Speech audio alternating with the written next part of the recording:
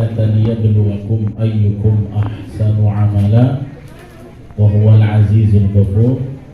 Allahumma salli wa sallim wa barik ala sayyidina Muhammadin wa ala alihi wa sahbihi ajma'in.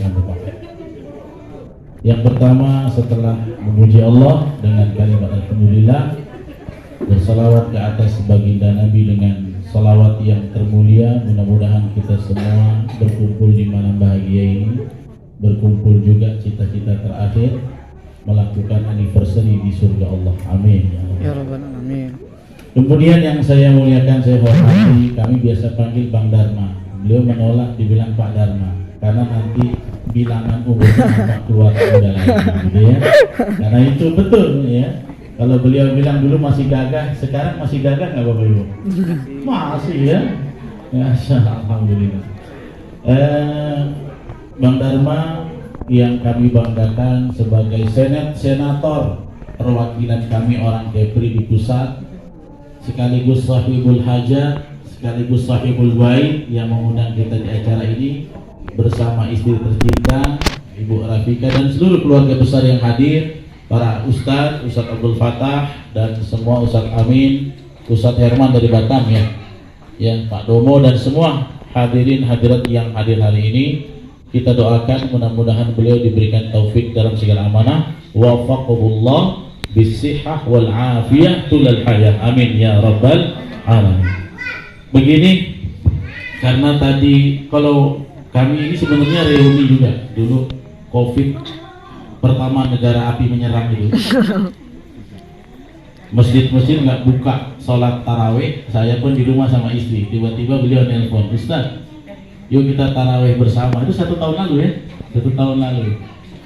Dengan ustadz-ustadz muda ini yang dari tadi saya lihat sesak napas karena melihat kata-kata romantis dari Bang Dharma dan belum punya gandengan, jadi hatinya berdegap-degup. Saya kesian aja lihat beliau. Semakin diputar lama itu tadi kata-kata, semakin menangis dalam hati ya.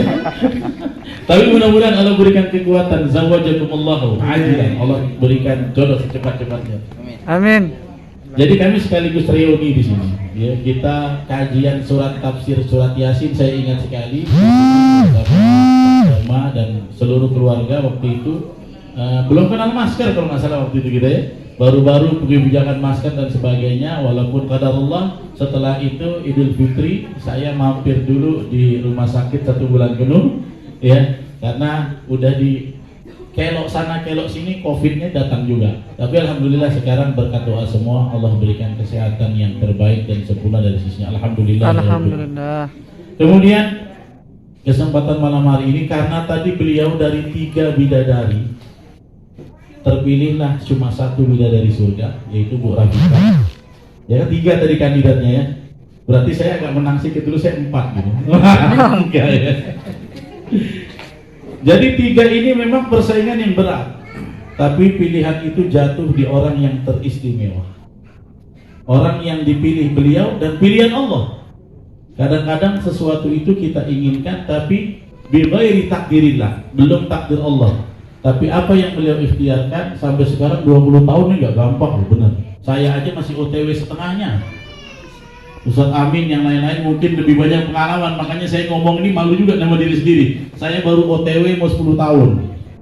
Jadi kalau beliau 20 tahun pastinya lebih banyak asam garam pengalaman, ya experience, knowledge dalam pernikahan. Tapi mudah-mudahan kita bisa ambil bersama poin-poin yang akan kita sama-sama tafakuri pada malam hari ini. Cuma 3 poin yang ingin saya sampaikan. Bahwasanya sebelum saya membahas 3 poin ini, nikah itu agreementnya berat. Makanya di dalam Al-Quran pernikahan itu disetarakan dengan perjanjian para nabi untuk berdakwah kepada manusia. Ya. Di dalam surat Al-Ahzab Allah berfirman, wa id akhadna minan nabiyyina mitsaqahum. Ya. Wa minka wa min Nuhin wa min Ibrahim wa Ismail wa akhadna minhum mitsaqan ghalidha. Perjanjian para nabi untuk berdakwah pada umat disebut dengan kata-kata mitsaqan ghalidha, perjanjian agreement yang berat. Nah, rupanya di surat An-Nisa pernikahan dipakai kata yang sama. Ya. Allah gunakan kata perjanjian pernikahan itu mitsaqan ghalidhan, perjanjian yang berat. Karena itu mengarungi 20 tahun ini bukan satu polisi tidur kerikil, enggak lagi. Pasti beliau sudah banyak yang mengalami terjalnya batu ujian rintangan. 20 tahun bukan waktu yang mudah. Pasti banyak nilai-nilai di sana. Pasti ada 2S kalau kata ayah Anda Sahrul. Kalau saya ayah dulu cuma 2 aja, yang penting syukur dan sabar. Itu aja. Ya, syukur dan sabar. Dan ini pasti tidak bisa didapatkan kecuali perjuangan, mujahadah, kesabaran, kesyukuran yang begitu besar. Jadi tidak mudah teman-teman sekalian. Kita patut terinspirasi untuk bisa bertahan. Bahkan ya, banyak orang hari ini kalau menikah 3 tahun, 5 tahun masih sayang, cintaku gitu ya. Nanti udah 10 tahun ke atas, ambillah air sedikit kau. Coba lihat. Tapi beliau 20 tahun masih bikin menggelegar hati-hati para jomblo gitu. Cintaku, sayangku. Ada yang itu enggak? Tadi beliau dalam rekamannya berapa kali bilang cintaku. Berarti 20 tahun ngomong cintaku, kalau dikumpul itu jadi satu kamus besar. Ya, yang namanya romantisme itu memang harus dipelihara terus. Itu salah satu keutuhan rumah tangga. Banyak hari ini orang yang hilang loh. Jadi dia kalau udah nikah romantisnya cuma 5 tahun pertama. Sudah lewat dari 5 tahun, kata-kata sayang itu enggak ada. Kata-kata manja itu nggak ada, kata-kata romantis nggak ada. Akhirnya apa? Tergerus. Dengan berseiringnya waktu, cinta itu memudar. Karena tugas kita dalam bahtera rumah tangga adalah menumbuhkan terus benih-benih cinta sampai maut memisahkan kita. Itu diantara target kita mengarungi bahtera rumah tangga. Maka ada 3 nilai yang mudah-mudahan saya, Bang Dharma, ibu, keluarga dan semuanya bisa ambil pelajaran. Apa itu? Yang pertama, menikah itu kalau ingin dijaga Allah harus jadi libas. Ya, libas itu artinya pakaian. Makanya ketika Allah menyebut tentang istri atau suami, Allah pakai ini Bang, namanya libas. Ya, salah satunya dalam surah Al-Baqarah. Uhilla lakum lailatas siyamir rafathu ila nisaikum. Libasul lakum wa antum libasul lahun, kata-kata. Apa kata Allah? Perempuan itu pakaian kamu, hai para suami. Hunna, mereka, libasul lakum, pakaian buat kalian. Wa antum, dan kalian suami, libasul lahun, pakaian buat mereka. Apa arti pakaian? Pakaian itu kalau ada hujan melindungi dari dingin. Suami itu harus jadi gitu. Kalau ada panas terik, dia akan melindungi kulit supaya tidak terbakar. Kalau ada mara bahaya, dia akan melindungi. Kemudian kalau ada sesuatu yang terdedah harus ditutupi. Itulah tugas libas. Jadi kita sebagai pasangan dalam rumah tangga itu masing-masing harus menjadi pakaian.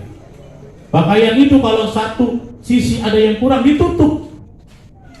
Kita nikah ini kan pertama lihat kelebihan. Waktu udah nikah semuanya kebongkar. Sampai cara dengkur pun nampak, ya, sampai irama kentut pun hafal, ya. Dan itu semanis-manisnya itu nggak akan ditemui orang yang sebelum nikah. Setelah nikah baru terbongkar. Maka ketika kita berfungsi sebagai pakaian, ada kekurangan pasangan, kita bisa saling menutupi, mengcover. Itulah yang harus terus diremajakan setiap pasangan pernikahan, agar dia posisinya bisa sebagai libas, sebagai pakaian bagi pasangannya. Karena itu Allah disebut 2 sisi. Nggak bilang istri itu pakaian, kamu aja yang jadi libas. Enggak. Hunna libasul lakum wa antum libasul lahum. Itu yang pertama. Yang kedua, menikah itu menjaga butir-butir cinta itu nggak mudah. Karena apa? Karena ada satu serangan yang nggak akan pernah berhenti. Ini Bang Dharma dengan Ibu sudah 20 tahun. Dan ada satu pihak yang gak akan berhenti ingin menghancurkan anniversary ini. Siapa dia? Ada yang tahu? Iblis. Ya. Wa junuduhu, dan bala tentaranya. Ya, syaitan itu anak buahnya. Tapi iblis itu di dengkotnya memang punya target. Dalam satu hadis riwayat Imam Muslim, Nabi pernah cerita pada sahabat. Apa kata Nabi? Inna iblis yadau arsyahu 'alal ma. Iblis itu punya singgasana di atas laut. Wa yab'atsu sarayahu, dan dia setiap sudah duduk di singgasana, dia kirim tuh tentaranya iblis, setan-setan kecil. Ngapain? Kalian sebar, godai manusia.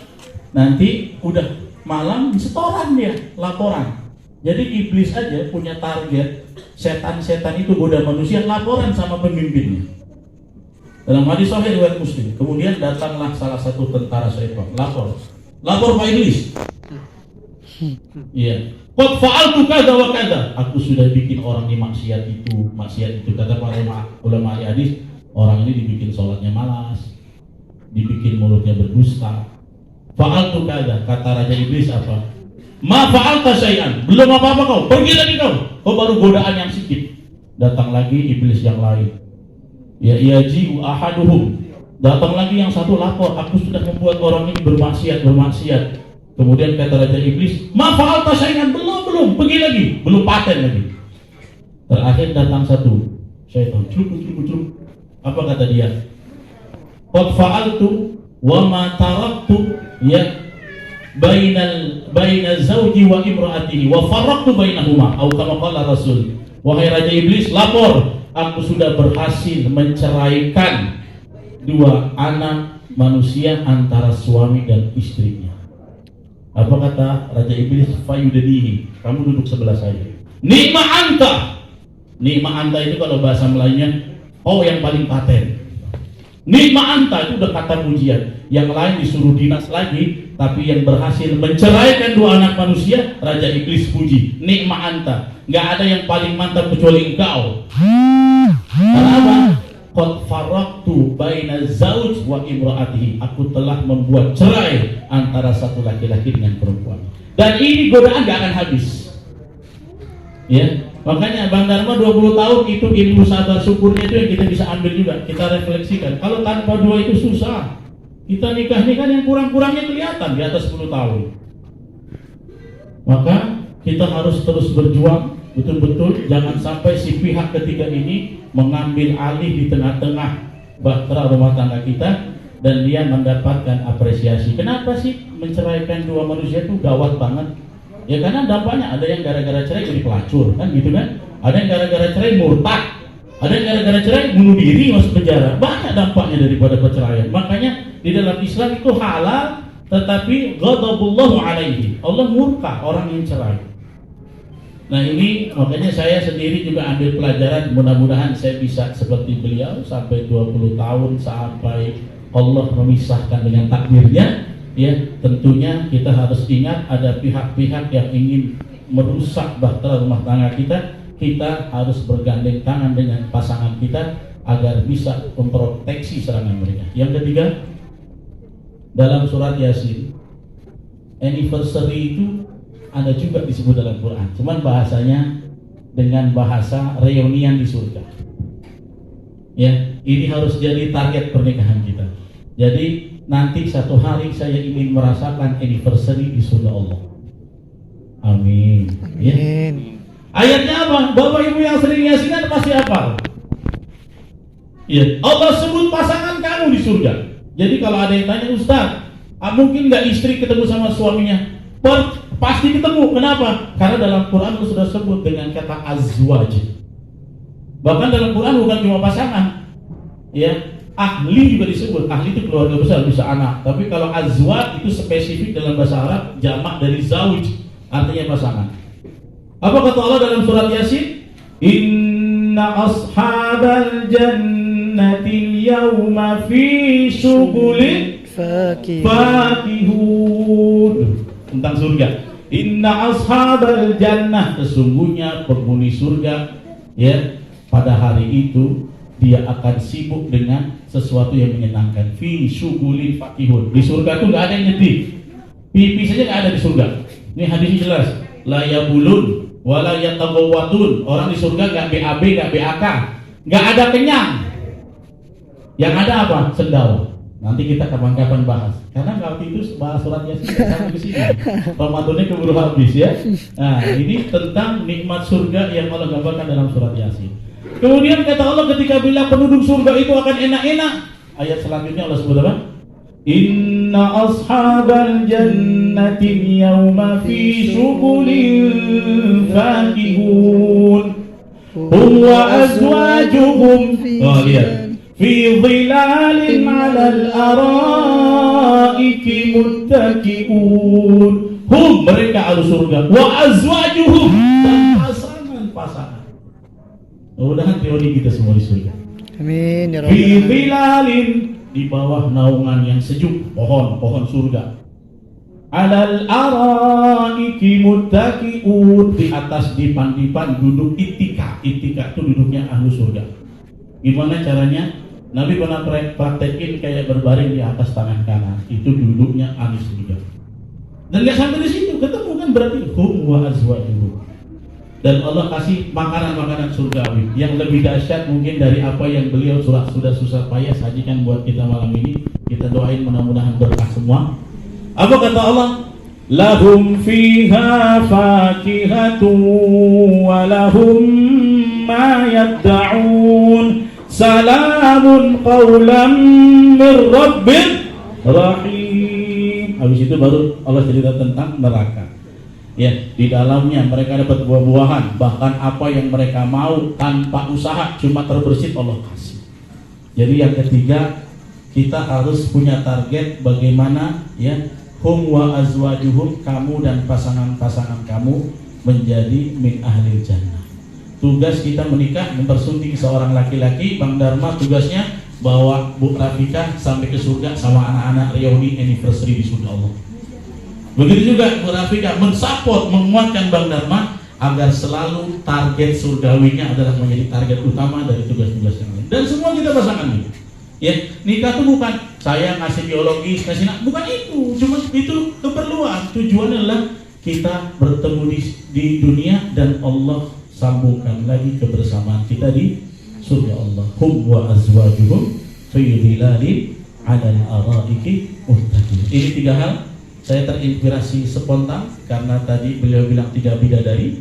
Akhirnya 3 poin yang saya berikan. Mudah-mudahan jadi pelajaran buat kami dan buat kita semua, dan kita doakan mudah-mudahan semua keluarga ya beliau diberikan taufik oleh Allah, sehat walafiat, dan diberikan kelanggengan, anak-anaknya dijadikan ahlul Quran. Sebagaimana tadi nggak usah baca Quran lagi, ustaz muda enggak. Kenapa? Anak-anak beliau langsung baca. Ya, itu yang kita harapkan. Begitu Ustaz Fatah, cukup? Ya, demikian yang bisa kami sampaikan. Terlebih terkurang mohon maaf. Sesungguhnya nasihat ini untuk kami sendiri. Kita tutup sama-sama dengan doa. Kita mulai dengan istighfar sama-sama 3 kali.